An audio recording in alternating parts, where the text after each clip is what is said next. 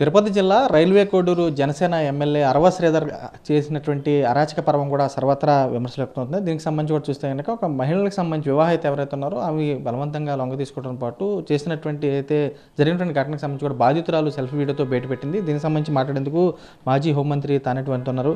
Madam చెప్పండి, ఏ విధంగా చూస్తారు? ఒక ప్రజాప్రతినిధి అయి ఉండి ఇలాంటి చర్యలకు పాల్పడుతూ మహిళలకి కూటమి ప్రభుత్వంలో రక్షణ ఉందంటారు అసలు? ఇప్పటికీ దాదాపు 2 సంవత్సరాల కాలం అవుతుందండి కూటమి ప్రభుత్వం అధికారంలోకి వచ్చి. చిన్న లేదు, పెద్ద లేదు, కార్యకర్త అని లేదు, నాయకుడు అని లేదు. ఈ కూటమి ప్రభుత్వం అధికారంలోకి వచ్చిన దగ్గర నుండి ఈ మన ఆంధ్ర రాష్ట్రంలో లా అండ్ ఆర్డర్ అనేది లేకుండా పోయింది. ఎక్కడా కూడా శాంతి భద్రతలకు ఎక్కడా కూడా కనిపించట్లేదు. ఎక్కడ చూసినా కూడా దాడులు, ఎక్కడ చూసినా మహిళల మీద హత్యలు, అత్యాచారాలు. నిజంగా ఇన్ని జరుగుతున్నా కూడా ఈ రోజుకి కూడా మరి ముఖ్యమంత్రిగా ఉన్న చంద్రబాబు నాయుడు గారు కానీ, మరి హోంమంత్రిగా ఉన్న అనిత గారు కానీ ఏ విధమైన చర్యలు కూడా తీసుకోకపోవడం అనేది బాధాకరం. ఇప్పుడే రైల్వే కోడూరు ఎమ్మెల్యే శ్రీధర్ గురించి ఒక మహిళ మరి ఎన్నో కష్టాలు ఓర్చుకుని, ఎన్నో ఇబ్బందులు తట్టుకుని, ఎన్నో బెదిరింపులని దాటుకుని ఈ రోజున ఆమె ధైర్యం చేసి ముందుకొచ్చి తనకి జరిగిన అన్యాయాన్ని ఒక వీడియో రూపంలో నిన్న రిలీజ్ చేయడం జరిగింది. అయితే ఈ రోజు వరకు కూడా మరి మహిళకి అన్యాయం జరిగింది, ఆమె ఏదో నాకు ఇబ్బంది కలిగింది, నేను ఎంత నరకం చూశాను, శారీరకంగా మానసికంగా ఇంత ఇబ్బంది పడ్డానని చెప్పి ఆమె కూడా ఒక ప్రభుత్వ ఉద్యోగి, పోనేదో ఆషామాషి ఆమె కాదు, లేదా ఆమెను ఎవరో రాజకీయంగా వాడుకున్న వ్యక్తి అంతకన్నా కాదు. ఆమెకి జరిగిన అన్యాయాన్ని ఆమె ఒక వీడియో రూపంలో రిలీజ్ చేస్తే మరి ఈ రోజు వరకు కూడా మరి అనిత గారు స్పందించకపోవడంలో అర్థం ఏంటి అంటే, వాళ్ళ పార్టీ ప్రజాప్రతినిధులు, వాళ్ళ నాయకులు, వాళ్ళ కూటమి ప్రభుత్వం వాళ్ళు చేస్తే ఒక న్యాయం, అలా వేరే వ్యక్తులు చేస్తే వాళ్ళు మా పార్టీ వాళ్ళు కాకపోయినా సరే వాళ్ళు మా పార్టీ అని ముద్ర వేసి వాళ్ళకి ఆపాదించి మా పార్టీ గురించి తక్కువ చేసి మాట్లాడడం, మా నాయకుడిని తక్కువ చేసి మాట్లాడడం, వాళ్ళని ఇబ్బంది పెట్టడం, వాళ్ళని జైలు పాలు చేయడం అనేది ఒక సిస్టమ్ నడుస్తుంది ఈ రోజున ఈ రాష్ట్రంలో.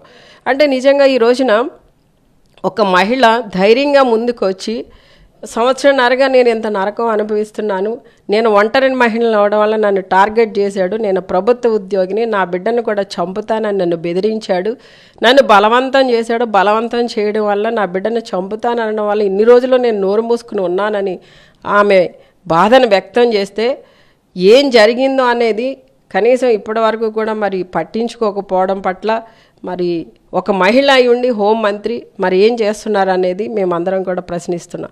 ఈ రోజున ముఖ్యంగా మహిళలకి ఈ రాష్ట్రంలో ఈ కూటమి ప్రభుత్వం అధికారంలోకి వచ్చిన తర్వాత భద్రత అనేది లేదు.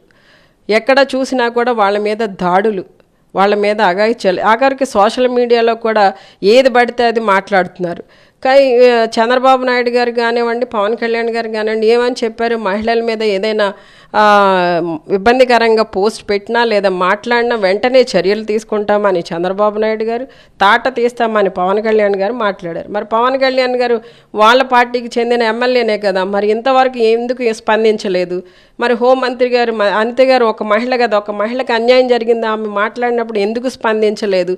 అంటే వాళ్ళకి పబ్లిసిటీ వచ్చే వీడియోల కోసం, పబ్లిసిటీ వచ్చే ఒక టాపిక్స్ని మాత్రం తీసుకుని వాటిని వీడియోలు చేసి వాళ్ళ బ్యాక్గ్రౌండ్ ఏంటో కూడా తెలుసుకోకుండా ఇష్టం వచ్చినట్టు పోస్ట్ చేసుకుని ఏదో పబ్లిసిటీ కోసం చేస్తున్నట్టు అనిపిస్తుంది. ఈ రోజున రాజకీయం అనేది పబ్లిసిటీ చేయడం కోసం కాదండి. మీకు ప్రజలు అధికారాన్ని ఇచ్చారు, అధికారంతో ఎవరైతే ఇబ్బంది పడి మాకు అన్యాయం జరిగిందని వస్తున్నారో మీ దగ్గరికి వాళ్ళకి న్యాయం చేయండి. అంతేగాని ఈ రోజున కనీసం ఆమె వెనకాల ఆమె పరిస్థితి ఏంటి, ఆమెను ఎందుకు ఇబ్బంది పెట్టాడు, ఆమె పెడుతున్న వీడియోలు కానివ్వండి, ఆమె ఇస్తున్న వాట్సాప్ ఎవిడెన్స్లు కానివ్వండి, అవన్నిటిని బట్టి ఎంక్వైరీ చేసి చర్యలు తీసుకోవాలి కదా. అది ఏమీ లేకుండా ఎందుకు నిమ్మకు నీరెత్తినట్టు కామ్గా ఉన్నారు. ఈ రోజున ఈ ఆంధ్ర రాష్ట్రంలో ఇలాంటి కీచకులు ప్రజాప్రతినిధులుగా ఉన్నంత వరకు కూడా మహిళలకి అనేది రక్షణ అనేది లేకుండా పోయింది కనుక ఈ రోజున ఈ కూటమి ప్రభుత్వం అనేది టోటల్లీ ఫెయిల్ అయ్యిందండి. ప్రజలందరూ కూడా ఎప్పుడెప్పుడు మళ్ళీ జగన్ అన్న ఈ ఆంధ్ర రాష్ట్రానికి ముఖ్యమంత్రి అవుతారు అన్న ఉంటేనే మరి ఆ రోజున దిశ యాప్ ద్వారా ఎంతమంది పోలీసుల సహాయంతో తమను తాము రక్షించుకోవడం జరిగింది, ఎంతమంది మహిళలు కి జగనన్న అండగా ఉండడం వలన అన్నం ఉన్నాడన్న ధైర్యంతో ఆ రోజున ఫ్రెండ్లీ పోలీసింగ్ని తీసుకొచ్చి మరి మహిళలకి అన్ని విధాల అండగా నిలబడింది జగనన్న. ఈ జగనన్న కోసం ఈ రోజున ప్రజలందరూ కూడా మళ్ళీ ఎప్పుడు ముఖ్యమంత్రి అవుతారని ఎదురు చూస్తున్నారు.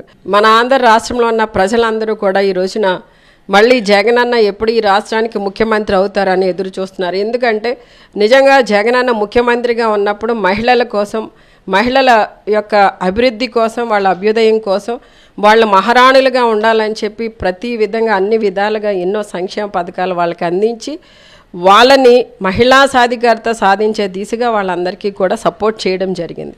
అలానే వాళ్ళకి ఇంకా మంచిగా ఎక్కడ ఇలాంటి అత్యాచారాలు జరిగినా లేదా వాళ్ళ మీద దాడులు జరిగినా లేదా వాళ్ళని మానసికంగా ఇబ్బంది పెడుతున్నా ఇలాంటి వాటన్నిటినీ కూడా వాళ్ళని కాపాడడం కోసం ఎవరైతే ఈ మహిళల మీద ఇబ్బందికరమైన ఆలోచనలు చేస్తారో అలాంటి ఆలోచన కూడా రాకుండా ఉండాలని చెప్పి దిశా చట్టాన్ని చేయాలని చెప్పి ఆ రోజున 2 చట్టసభల్లో కూడా దిశ బిల్లుని ఆమోదించి కేంద్రానికి పంపించడం జరిగింది. అంటే ఏ విధంగా ఆలోచన చేశారంటే ప్రతి ఒక్క నిమిషం కూడా మహిళలకి ఈ ప్రభుత్వం ఏది జగనన్న ప్రభుత్వం రక్షణ కల్పించే దిశగా ఆలోచన చేశారు. కానీ ఈ రోజున ఈ కూటమి ప్రభుత్వం ఏం చేస్తుందండి, ఒక్క ఈ విషయంలో కూడా ఎక్కడా కూడా మహిళలకి అన్యాయం జరిగినా, మేము ఇబ్బంది పడుతున్నామని రోడ్డు మీదకి వచ్చినా, వాళ్ళ హత్యలకు గురైన, వాళ్ళ అత్యాచారాలకు గురైన, చిన్నపిల్లలు ఇబ్బంది పడినా ఎక్కడా కూడా ఈ ప్రభుత్వం స్పందించట్లేదు. సరికదా, మళ్ళీ వాళ్ళ వ్యక్తులు, వాళ్ళ నాయకులు, వాళ్ళ ప్రజాప్రతినిధులు అక్కడ జరిగిన సిచ్యుయేషన్లో వాళ్ళు కారకులైతే వాళ్ళని ప్రొటెక్ట్ చేసే విధానంలో ఈ ప్రభుత్వం ఉండడం అనేది ఇంకా బాధాకరం.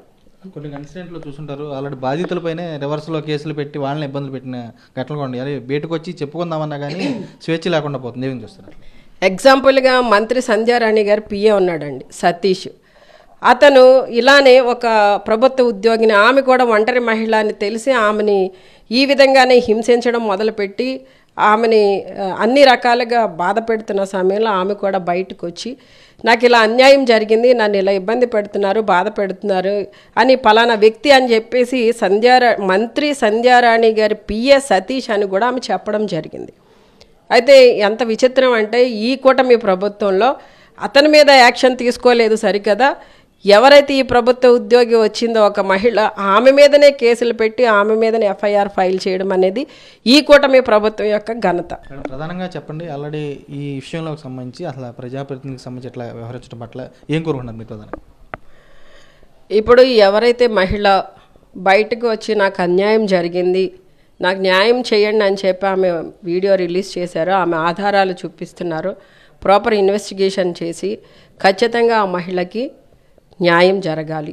అలానే ఎవరి వల్ల, ముఖ్యంగా ఆ రైల్వే కోడూరు ఎమ్మెల్యే ఎవరైతే ఉన్నారో శ్రీధర్ అన్న ఆయన వల్లనే నేను ఇబ్బంది పడ్డాను, మానసికంగా శారీరకంగా నేను చాలా నరకం చూశాను, నా బిడ్డని నన్ను బెదిరించి ఈ విధంగా నన్ను వాడుకున్నారని ఆమె చెప్తున్నారు.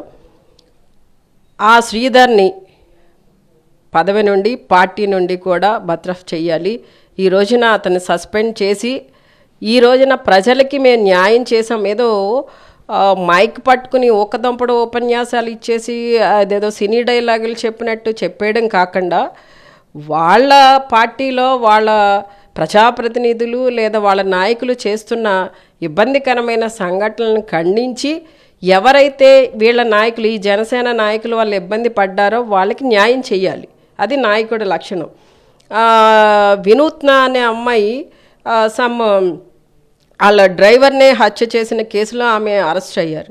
కనీసం ఒక 2-3 ఎవిడెన్సులు కూడా వాళ్ళు ప్రొడ్యూస్ చేయకుండానే వాళ్ళకి బెయిల్ వచ్చింది. అంటే ఏ విధంగా అంటే ఒక మర్డర్ కేసులో ఒక అనుమానితుడిని అరెస్ట్ చేసినప్పుడు ఖచ్చితంగా ప్రాపర్ ఎవిడెన్స్ చూపిస్తేనే బెయిల్ వస్తుంది. కానీ వీళ్ళు ఎలా ఉన్నారంటే అధికారం ఉంది కాబట్టి కోర్టులని, పోలీస్ స్టేషన్ని, పోలీసులని అందరినీ మేనేజ్ చేసేసి ఈ రోజున మేము అధికారంలో ఉన్నాము కాబట్టి మేము ఏం చేసినా చెల్లుద్ది అంటే అధికార మదంతో వీళ్ళు పనిచేస్తున్నారు అనేది క్లియర్గా అర్థమవుతుంది. ఇలాంటి తప్పిదాలు చేసిన వీరిని, వీరి ప్రభుత్వాన్ని, వీరి నాయకుల్ని, వీళ్ళ ప్రజాప్రతినిధిని ప్రజలు ఎక్కడ క్షమించరండి, ఖచ్చితంగా త్వరలోనే బుద్ధి చెప్తారు.